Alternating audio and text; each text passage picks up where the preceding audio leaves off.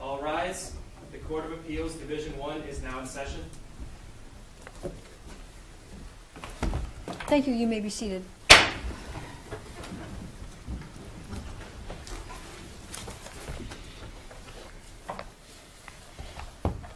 So we are here on our case number 1CA-SA190004, EH versus Honorable Dan Slayton. Counsel, as you know, both sides are allotted 20 minutes for your argument. The petitioner may decide to reserve any amount of time you'd like to use in rebuttal. If you do decide to reserve time, though, you're in charge of keeping track of it for yourself. The clock on the podium will reflect the total amount you have remaining, including what you might have decided to reserve. Thank you. We record these proceedings, so we'd be grateful to you if when you approach the podium, you'd give us your name and the name of your client. We have read the materials and studied the appendices that have been provided to us. We've also discussed the case in our conference. So with that, you may proceed.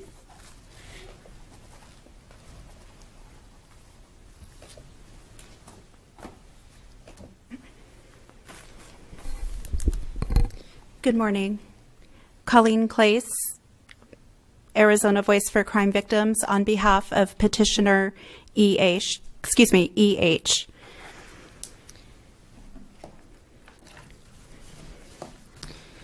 The Victims' Bill of Rights changed the analysis of the Lukens, Phillips, and Crowder cases that are mentioned in the briefing. We've already seen in Lukens and Phillips that the Arizona Supreme Court went from a hard rule that a criminal defendant must know a specific amount of restitution to knowingly, intelligently, and voluntarily entering into a plea. Well, before we get to the substantive question, let's talk a little bit about ripeness. Of course. Whether or not EH's right to full compensation or full economic loss has been abrogated or waived is an open question, isn't it? Because we don't know how much restitution she'd be seeking. So can you talk to us a little bit about why this case is ripe for our consideration, and tell us what your best case is? Of course, Your Honor. The case is ripe, and it became ripe the moment that the parties and the court entered into a decision that essentially waived EH's right. In Lindsay R., this court had held that restitution is not a right that belongs to the victim. However, in the legislative session after the Lindsay R. decision, ARS 134437 was amended, specifically subsection A, to specifically state that victims' rights are rights that do belong to the victim, and also subsection E was added to that provision to make clear that victims' counsel may present evidence and information to the court. But because that right does belong to EH, this issue became ripe the moment an arbitrary cap was placed on restitution. How is she prejudiced unless she can prove and the court sustains damages in excess of $500,000? Your Honor, her right, an individual right to her, was waived. So that in and of itself is how she is prejudiced. Wait, what right was waived? Her right, the right to restitution belongs to EH. She was given, there's no... She objected to the cap on restitution. But unless you're not addressing the point. What does the record tell us that would help us understand that she is going to be able to put on a damage case or offer support for the state to put on the case for her? Okay. For restitution in excess of $500,000. Okay, and in this case, on the record, at the time of the plea agreement, EH was still in DCS custody and not in a position to put on restitution. DCS, while they are her legal guardian and did retain me to represent her for the purpose of asserting victims' rights in the criminal prosecution, their function is not to seek restitution on behalf of victims. EH's now adoptive parents. So that has been completed? Yes, her adoption has been completed. her adoptive parents, that is something that they will take on and seek restitution. Have they made a filing? Has any filing or been made? Not as of yet. So again, how has how's the victim's right been waived? Because- Waived is a known relinquishment of voluntary relinquishment of a known right.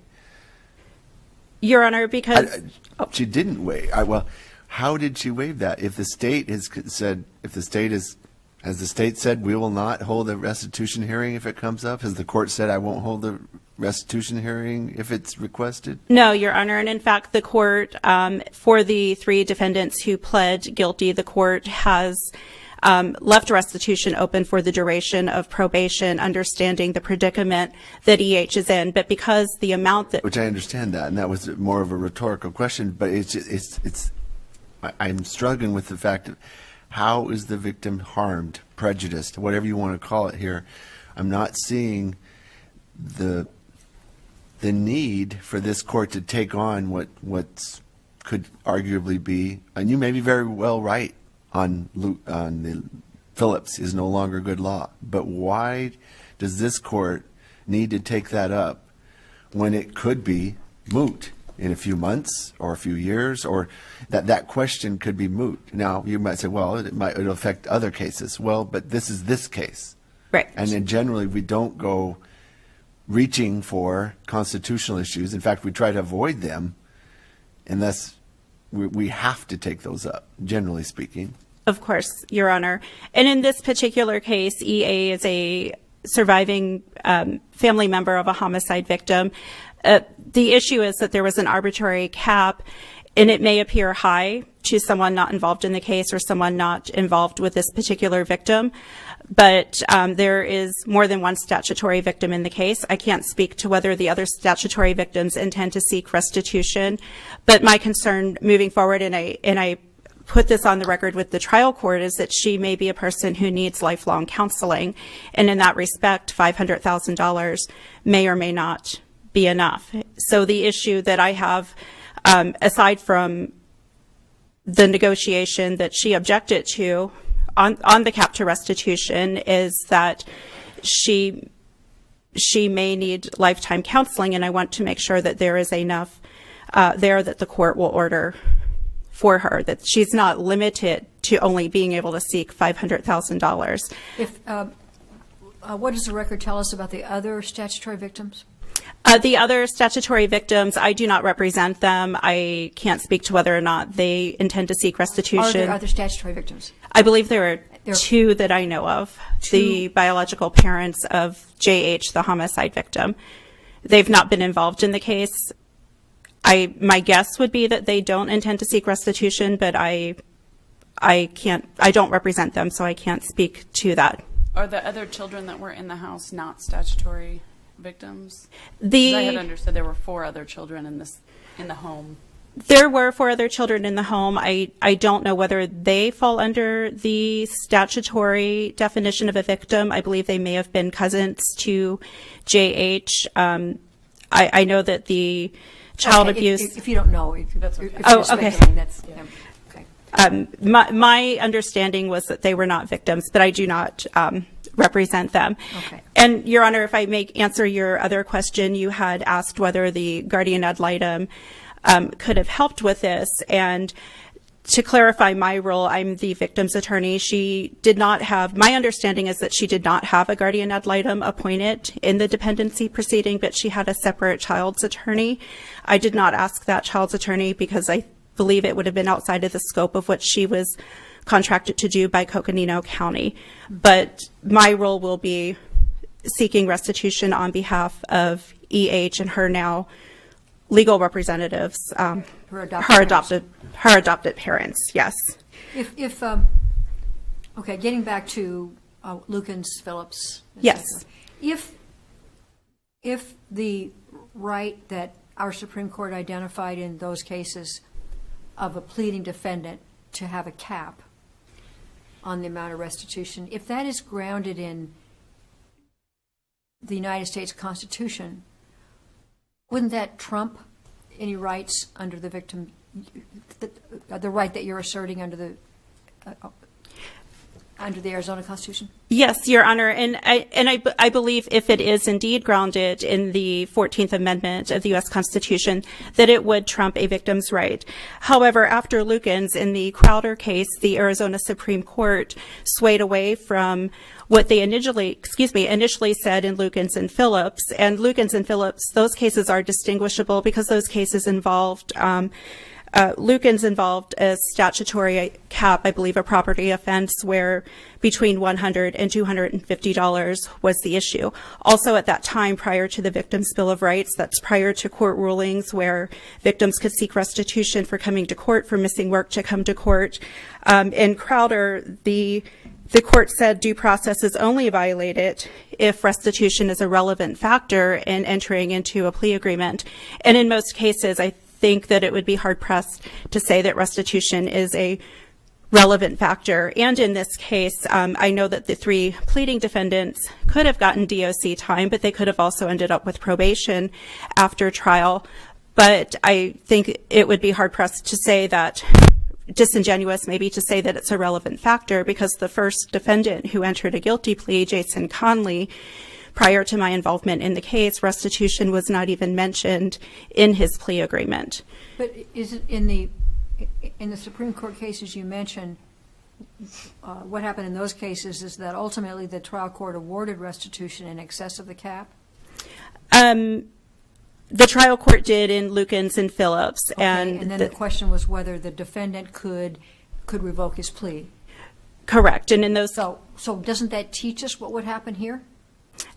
That the cap doesn't constrain the trial court in awarding restitution to your client? If I may clarify, whether or not the cap constrains the trial court, that the trial court could exceed the restitution cap. And I think possibly it could. In looking to other cases, there's a case in Maryland, LaFontant, and a California case, People versus Giordano, where restitution wasn't specifically addressed or wasn't the specific amount. In one case, the Maryland case, restitution, I don't think it was addressed at all in the plea agreement. And in Giordano, the California case, it came afterward, and the pleas did remain intact. The court and Crowder seemed to stray away from that hard rule that not knowing the specific amount violates due process. Additionally, at least one member of this court in the Uniquez case, in a concurring opinion, found that the state and the defendant did not have a right to negotiate a cap on restitution.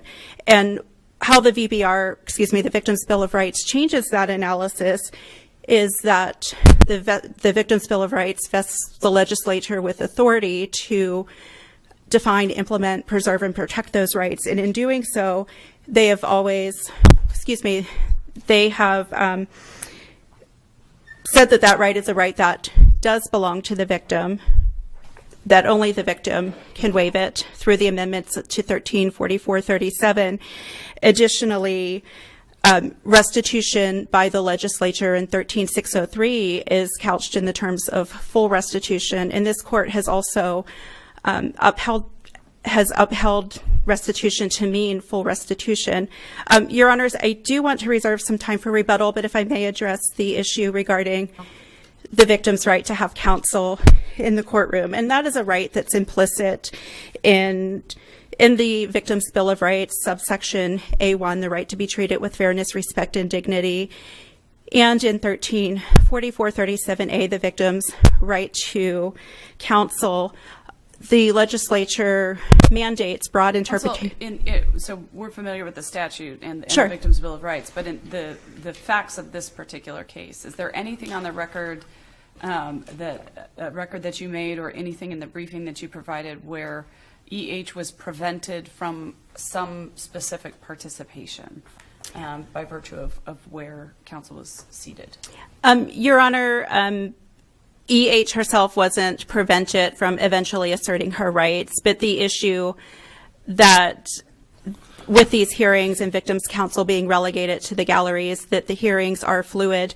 And in the transcript, the hearings are fluid. Victims' rights could come up at any moment.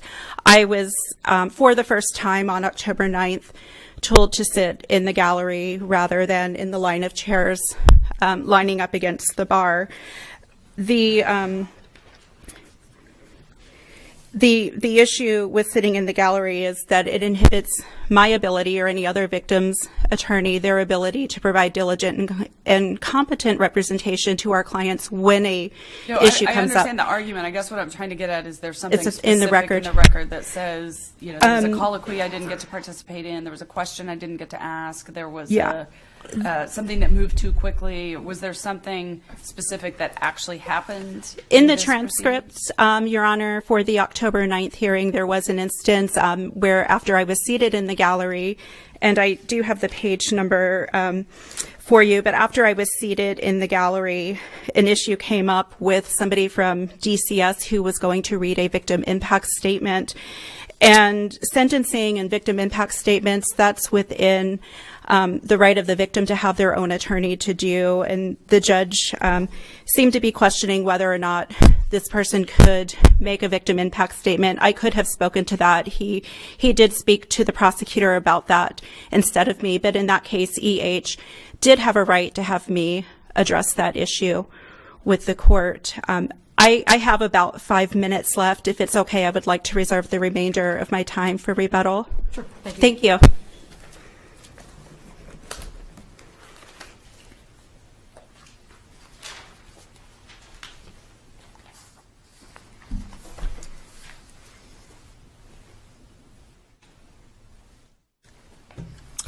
Good morning. My name is Michael Tunick.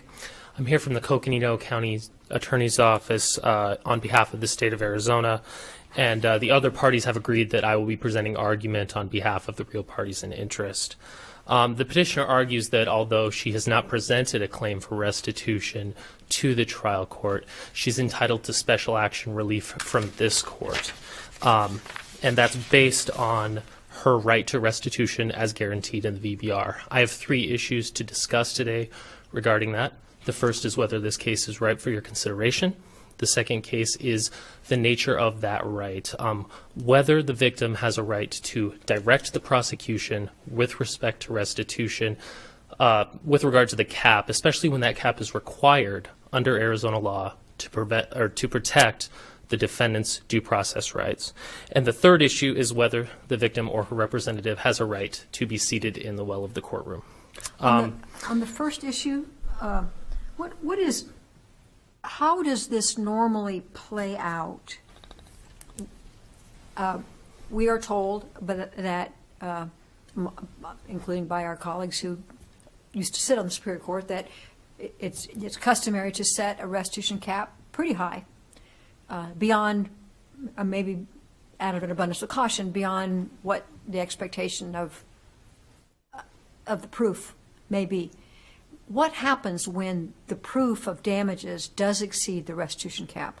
What does the cap constrain the court in that event from granting restitution, or does it not constrain but merely gives the defendant a right to move to revoke the plea if the order of restitution is higher than the cap? Sure. So in that hypothetical situation in which damages were to exceed the cap, the situation would be that the court would recognize that that term of the plea agreement was no longer followed, and I believe that at that point the defendant or defendants would have an opportunity to withdraw from the plea if they wanted to, or to re-enter the plea with a higher cap.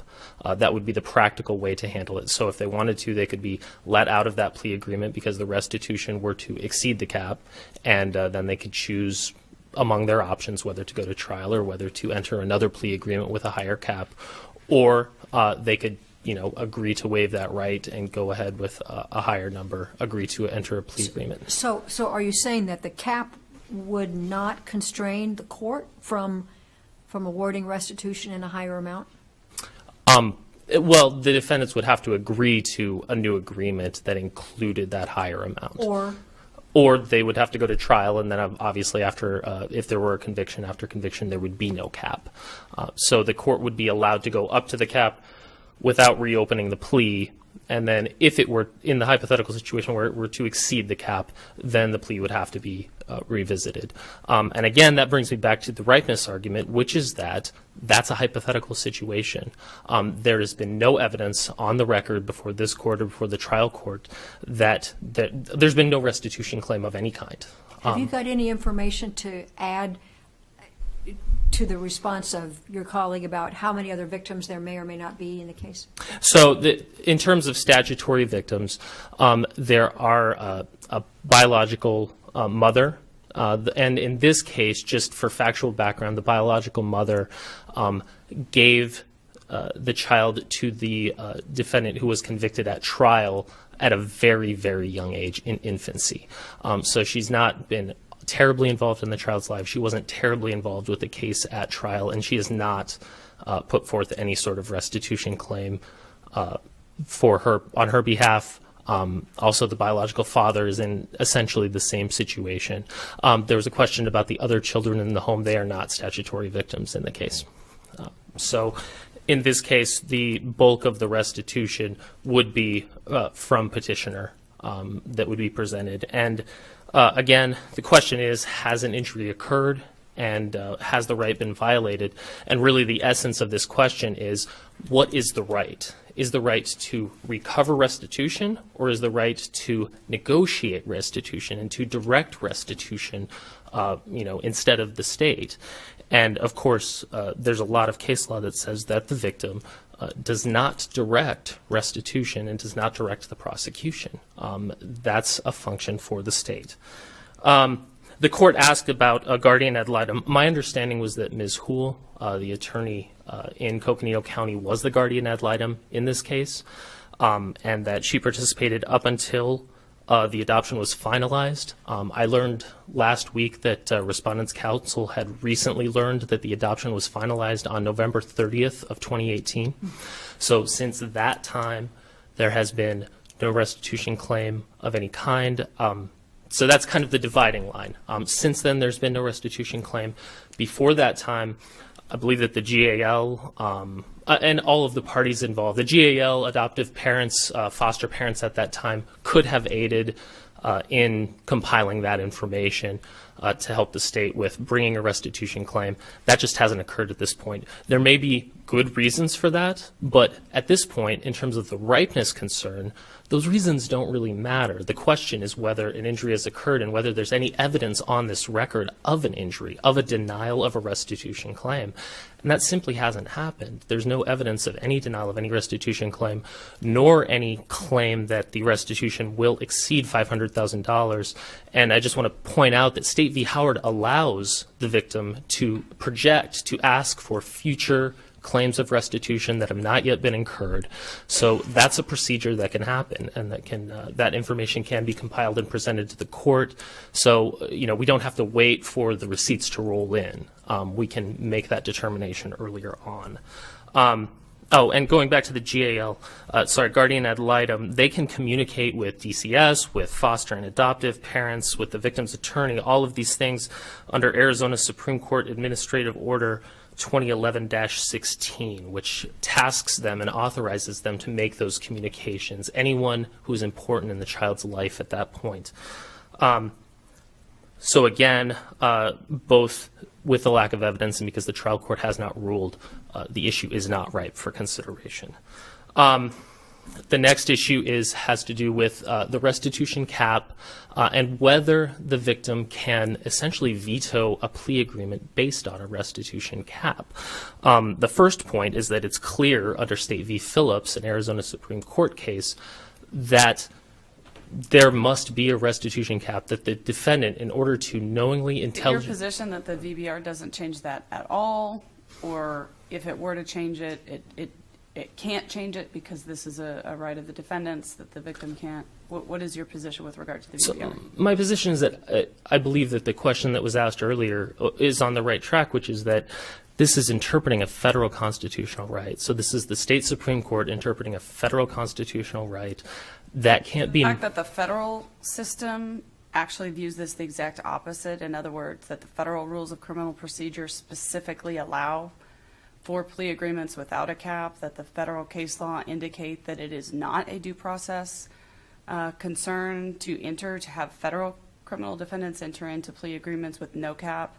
Does that inform your position on whether or not this is a federal due process issue? I think that's certainly a fair argument to raise in an argument to overturn Phillips. If there were an argument to overturn Phillips at this point, that would be a fair argument to raise. It's just that that argument's not really before this court, similar to in Inigas when The extent that the judge here declined to accept plea agreements that did not have a cap, specifically for that reason, isn't there at least an argument to be made that that issue is before us?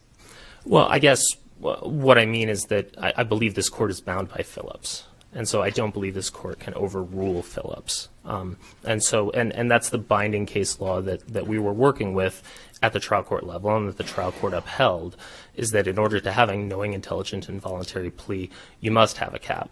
So that argument of the federal rules, along with the Maryland cases that the petitioner points out, they're well taken. I mean, there's things that could be pointed out. The other question is whether the Supreme Court was holding that based upon only the federal Constitution or also the due process under the Arizona Constitution. And if that's the case, the state court can find that there is a greater due process right under the state Constitution than the federal Constitution. In that case, then if it were a state constitutional holding, then the VBR could arguably overturn it. But again, as was mentioned earlier, generally there's an avoidance of addressing that kind of a constitutional question unless it's a direct overrule. It seems like in this case it would be a more implicit overrule or maybe an implied overrule by the VBR. But again, in this case, the parties negotiated in order to get a very high cap so that there would be no worry whether the victim would be compensated. We fully agree that the victim is entitled to all the restitution that she needs in this case for her counseling. And the court also correctly pointed out that under the Roper case, if the defendant's due process rights come into conflict with rights from the VBR, obviously the VBR rights must yield in that case. Regarding the right to direct and negotiate restitution, it's important to note that the victim is not a party to the proceedings. That's the case under the rules of criminal procedure and under State v. Lamberton. And further in ARS 13-4419C, the victim's right to confer with the prosecutor does not include a right to direct the prosecution.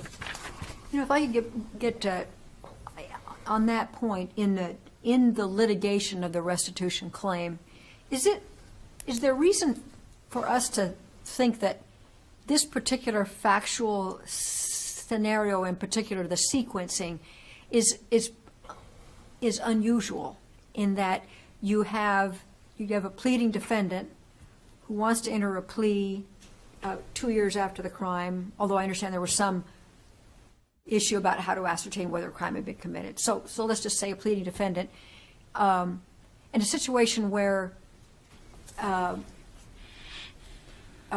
the victim is not in a position to make a restitution claim and can't be for another year or two. It seems like in order to comply with Phillips, what the trial court might normally do is say, we're going to wait. I'm going to wait to take your plea because I want to see the restitution claim. I want to see how it's coming. I want to see it on my desk. And if it's going to be filed in 2 or 3 months, 6 months, then things might pause. But here that didn't happen. Anyway, my question is, help us out. Does this scenario happen all the time, rarely, occasionally? I believe the scenario is common. The examples that I could provide to the court would be in a homicide case in which there's a victim who may have suffered some sort of emotional trauma. Certainly the most common case that I see is in molestation or sexual conduct with a minor cases in which there's, untold restitution that could be necessary down the road for the child to be rehabilitated. In those cases, it's common for there to be a restitution cap that is placed out, as high as it seems reasonable, and certainly negotiated among the parties. But And I guess my question usually, is, does anything stop the victim in that scenario from coming in and saying, here's what my damages are going to be? I've got an economics expert, I've got a counselor, I want this amount? correct. That would be one way to handle it. One way to handle it is to, under State v. Howard, have an expert come in and talk about what restitution will be necessary, and then the court can award those restitution figures that are yet to be incurred. That's allowed under the case law. Also, leaving restitution open for the period of restitution in order for the victim to be able to come forward during that restitution period and have more time. And in this case, the victim does have that period of restitution, the period of probation to modify the restitution claim, to make more claims, and to solidify the claims. And again, that hasn't happened in this case. In this case, I actually don't remember. So for the different victims, it's different lengths of time. Or sorry, for the different defendants, it's different lengths of time. For one defendant, it is 1 year, and I believe for the other two defendants, it is 3 years. What about the fourth defendant? I mean, The fourth defendant was convicted at trial, so Right. there's no open. cap, there's no limit. that could be 20 years from now. Correct. Okay. And for the court's information, she's serving a life term. But the victim, EH, needs to come in within a year or 3, depending on the defendant, and make the claim. Correct, and make the claim. And certainly, that there's the projected future claims. There's also, presumably some counseling that has already occurred. And, as the court knows, that counseling that has already occurred can inform the future projection, both for And the...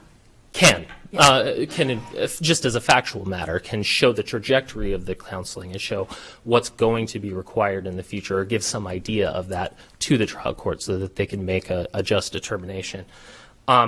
I see my time's running short. One point I wanted to get to is that, it's really important in this case that the victim has a participatory right to talk to the trial court, to talk to the prosecutor about restitution. But the prosecutor's role is not simply to be an advocate for restitution, as much restitution as can be gained as they would be in a civil case. In the criminal case, the prosecutor is tasked to also be a minister of justice, to be fair to both the defendant and the victim. If the victim is allowed to direct that term and to have veto power over that term, victims could essentially force cases to trial. They could say, I don't like this count that's being dismissed in this plea agreement, and so because I want restitution for that, I'm not going to agree to any cap. What are we to take from the legislature's amendment in 2016 that says essentially says a victim's right to restitution is a personal right? I mean, it belongs to the victim. What's the significance of those words? I mean, does that change your argument at all? I don't think it does, but because I think the key language in there, it says the rights enumerated in the Victim's Bill of Rights and in the statutes. Those rights that are enumerated specifically and expressly in those statutes and in the constitutional provisions are participatory. What that case did not overrule the idea that the prosecutor still must direct the prosecution, still must make decisions on whether to offer a plea, what terms to put in that plea. So the enumerated rights are participatory in nature, and those were all followed and respected in this case. So those participatory rights belong to the victim. What doesn't belong to the victim is the right to direct the prosecution, the right to dictate whether a plea is entered or not because they disagree with the cap on whatever basis. That would compromise the prosecution's ability to be a minister of justice in cases in which there was enough evidence to file, but maybe not enough evidence to have a viable prosecution. A plea agreement could be the most just scenario in that case. In cases in which late arriving evidence after charging is exculpatory, and there needs to be a dismissal or a favorable plea, in those cases, the prosecutor needs the ability to dismiss a charge if that is just and if that is warranted. And if the victim has the right to direct that restitution term, and in effect, by directing the restitution term, direct the prosecution, direct whether a case So you're drawing a line, you're saying, it's one thing to say that the victim is entitled to all of her economic damages, but if you enforce that right by allowing the victim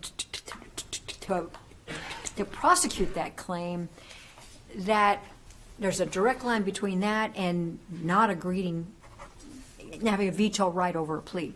Correct. And correct. That's nowhere to be found in the VBR. That's exactly right. And the VBR, we can presume that the legislature, when they drafted it, they knew how to give certain rights, the rights that they expressly gave, and they knew when not to give certain rights. And they were specific in 4419C that the right to confer with the prosecutor does not include the right to direct. And that's because of the prosecutor's unique role. It's necessary in the criminal system to not be just an advocate for restitution, to be a minister of justice. Now, in the civil system, the victims do have a right to have someone who will, get all of the restitution they can at all costs, without regard to other considerations. But the state, in a criminal prosecution, has a lot of other important considerations. I have 30 seconds left regarding the well. There's no express authority in the VBR or in any of the statutes that say that the victim can be seated in one place or another. There are many other rights that are granted expressly in those provisions, and those rights were all followed and were all respected on the record in this case. There's no record that the victim's counsel was ever denied an opportunity to address the court, to speak. When the victim's counsel did address the court, she did so from the well of the courtroom, from the podium in the middle of the courtroom. There's no indication that any of those rights were not respected or were curtailed in any way. What the victim's asking is this court to make law, to follow an Alabama law that was based in statute from the legislature. Thank you. Thank you. Thanks for your argument.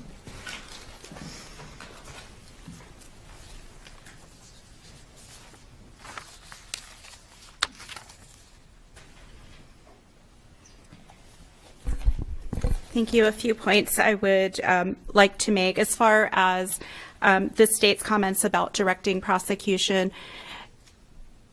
Advocating on behalf of a victim in presenting evidence and information to the court and making argument about restitution is not directing the prosecution.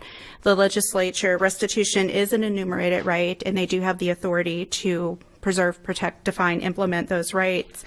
The reason it's important for a victim to be able to do this on their own is that Rule 39D4 of the Arizona Rules of Criminal Procedure direct the state, when there is a conflict between the state and the victim, that the state needs to advise the victim that they do have the right to their own counsel. How would you characterize the victim's right to restitution? It's the right to receive full economic loss. Is that correct? It's the right. Correct. To receive restitution for his or her full economic loss caused directly because of the offense. But so the procedures that we were kind of talking about earlier, where this cap is in place, it's negotiated at what is viewed as a reasonably high level in anticipation of high damages, but subsequently evidence comes in and suggests at least the possibility of a finding in excess of the cap. It sounds like there is already in practice a way that the courts are dealing with that in an effort to allow victims to realize that right of receiving the restitution. So I guess if that is the right, how would you say that right of receiving full economic loss has been violated here? I would say that it has been violated here because she's limited to what she can seek. But what we just discussed was the way in which she is not actually limited in what she can seek. Correct. and I'm so sorry, I'm not sure if I'm following, but under. And she put forward a claim for restitution of $750,000 if it's in good faith. Let's say in good faith, an expert puts forth a Yes. claim of $750,000. Why can't the victim do that? She can, and I had cited that in my initial brief, the State versus Howard case, and that she can seek that amount. However, depending on how the court looks at it, if the court is going to follow Phillips and Lukens, that might create a problem as it relates to the plea agreement. If the court's going to look at it from the perspective of the Crowder case, it may not create a problem. But that hard and fast rule that there has to be a cap is creating issues, and this is a time prior to the victim's Bill of Rights. The reason, the state does mention also that no restitution claim has yet come forward, and in their brief, in two places in their responsive brief, they note that a restitution claim has not been filed in the 3.5 years since JH's murder, and it wouldn't be because there was not a conviction. No, you don't need to worry about that. Oh, okay, until recently. In this particular case, when I learned of the settlement conference 5 or 6 days before it happened, the day of the settlement conference turned into a change of plea hearing later that afternoon. So in that limited time, thinking these cases were set for trial, that's not enough time to get an expert and present something that I anticipate along the lines of State v. Howard. One other point that the state brought up, defendant Lillian Hester, who is serving a life sentence, and there is no restitution cap on her. I know that Judge Slayton had ordered that restitution will be ordered joint and several. I'm not sure how that will reconcile, but I guess we'll see how that plays out. And the last point I would. What do you mean? What's the issue there? So you're wondering if that applies to the defendant with the life sentence? Right. Judge Slayton did say that restitution, even though that it was capped at $500,000, that it would be ordered joint and several. That's in the jointly and severally between the defendants. That's in the October, I believe, the October 23rd transcript. So that possibly creates an issue with restitution caps and the Phillips line of cases being outdated in line of victims' rights. I'm down to about 20 seconds if the court. Finish the point you were going to make because I interrupted you. Oh, okay. Your Honor, that was really it. And the last point I would like to make regarding the well of the courtroom, we're not there to direct the prosecution. We need to be there. Hearings are fluid. The most important takeaway from that is that being there to assert rights and being an attorney on behalf of the victim and then getting being asked to leave the well of the courtroom, it really chills the victim's perspective of how our courts view victims' rights and the guarantees that the Constitution provides them. I am out of time. Thank you so much, and I would respectfully ask this court to accept jurisdiction and grant relief. Thank you. Thank you both lawyers for your good briefing and your argument. We'll take the matter under advisement and issue a decision in due course. Now we'll adjourn.